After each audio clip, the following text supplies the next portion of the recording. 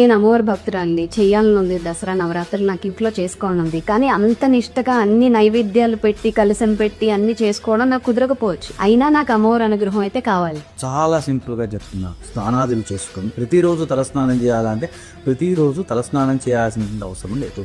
మొదటి రోజు చేయండి, మళ్ళీ లాస్ట్ విజయదశమి రోజు చేసుకోండి. ఆ రోజు పండగ కదా. ఆరోగ్యకరమైనటువంటి ఇబ్బందులు ఉన్నాయనుకోండి, అసలు అది కూడా అవసరం లేదు. అమ్మవారు నువ్వు తలస్నానం చేసావు లేదో చూడదు. చక్కటి ఉతికినటువంటి బట్టలు కట్టుకుని దీపం వెలిగించు. దీపం ఎందుకంటే దీపం జ్యోతి పరం బ్రహ్మ అని చెప్పారు. త్రిమూర్తులు ఉన్నారు దీపస్వరూపంలో. కాబట్టి దీపం ఒక్కటి వెలిగించుకొని కూర్చొని మేము సంకల్పం అంటే సంకల్పం సాంస్క్రిట్ లో ఉంటుంది కదండి, మాకు రాదు అంటే తెలుగులో చెప్పుకొని పేరు నక్షత్రం పోతాం. భక్తితో అమ్మన ప్రసాద్ కలుసు. ఓం శ్రీమాత్రే నమః 108 జపం చేసి, అలాగే లక్ష్మీదేవి లక్ష్మీ అష్టకం ఉంది 4 సార్లు చదువు. ఇవాళ మేము ఇంట్లో ఏ ప్రసాదం చేయలేదండి, పండైనా పర్వాలేదు, అది కూడా లేకపోతే ఖర్జూరం అయినా పర్వాలేదు, అది కూడా లేకపోతే కిస్మిస్లైనా పర్వాలేదు, అసలు చూపించి అమ్మవారికి. ఎందుకంటే అమ్మవారి శక్తి అంత, అంటే ఆ వీక్షణం ద్వారా దేవత ప్రసాదాన్ని గ్రహిస్తుంది. మళ్ళా కూర్చొని తెలుసు దేవత నైవేద్య సమర్పయామి అంటే మనం, అంటే అందుకే విగ్రహం ముందు పెట్టి మనం చూపిస్తాం. ఈ చూపించటం అంటే ఏమిటండి, అమ్మ దృష్టితోటి పదార్థంలో ఉన్న సారాన్ని లాగేస్తుంది.